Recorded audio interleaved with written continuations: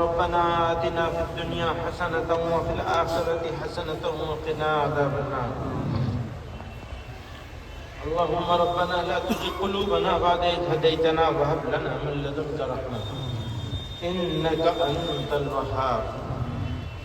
اللهم ربنا ظلمنا أنفسنا وإن لم تغفر لنا وترحمنا لنكونن من الخاسرين. واعف عنا واغفر لنا وارحمنا أنت مولانا فانصرنا على القوم الكافرين. اے اللہ ہمارے گناہوں کو معاف کرو، ہماری خطاؤں سے درگزر فرما. الہ العالمین ہمارے حال پر رحم فرما.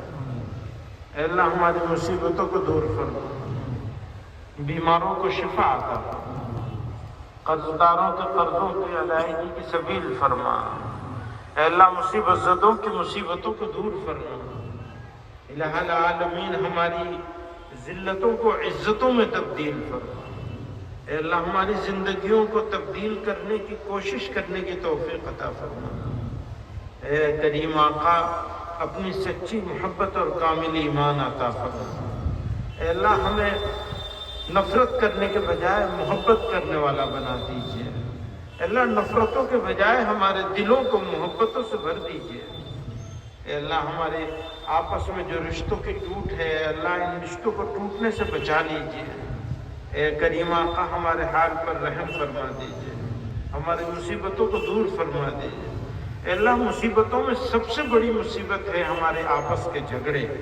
اے اللہ ان جھگڑوں کو ختم کرنے کی توفیق عطا فرما دیجیے. اے اللہ ہمیں دکھاوے سے، نمائش سے بچا لیجیے.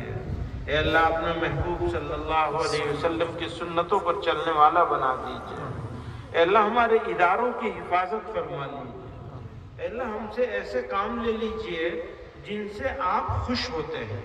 اے اللہ ان کو ہم سے بچا لیجیے جن سے آپ کو غصہ آتا ہے، ناراضگی ہوتی ہے. اے کریم آقا مرضیات پہ چلنے کی توفیق عطا فرما دیجیے. اے اللہ نامرضیات سے بچا لیجیے. اے اللہ ہمیں حسن خاتمہ کے فیصلے فرما دیجیے. اے اللہ آپ نے ہمیں یہ ایمان عطا فرمایا، ہم کسی قابل نہیں تھے. اے اللہ آپ کی مہربانی سے، آپ کے کرم سے، آپ کے فضل سے ہم کو ایمان کی دولت ملی. اے اللہ ہم بہت کمزور ہیں، بہت ناتواں ہیں. اے اللہ آپ فیصلہ فرما دیجیے، ہمارے ایمان پر خاتمے کا فیصلہ فرما دیجیے.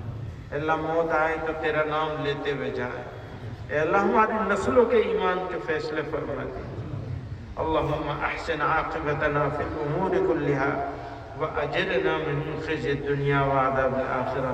وصلى الله تعالى على خير خلقه سيدنا ومولانا محمد وآله وصحبه أجمعين برحمتك يا أرحم. صاحب مغیثی دامت برکاتہم کے یہاں سبھی حضرات وہاں پر پہنچنے کی کوشش کریں.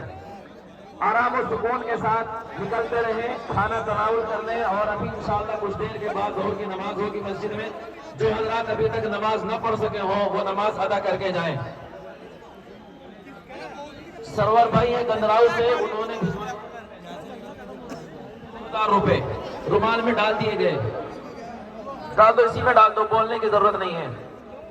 اس میں ڈال دو آرام کے ساتھ. 3 طرف رومال بچھایا گیا ہے اسٹیج کے اوپر. اسٹیج کے اوپر 3 طرف رومال بچھایا گیا ہے، وہاں ڈال دیں.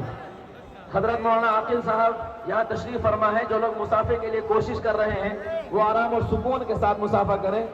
اور اس کا یہ مطلب نہیں کہ مسافر کے لیے اعلان ہوا ہے.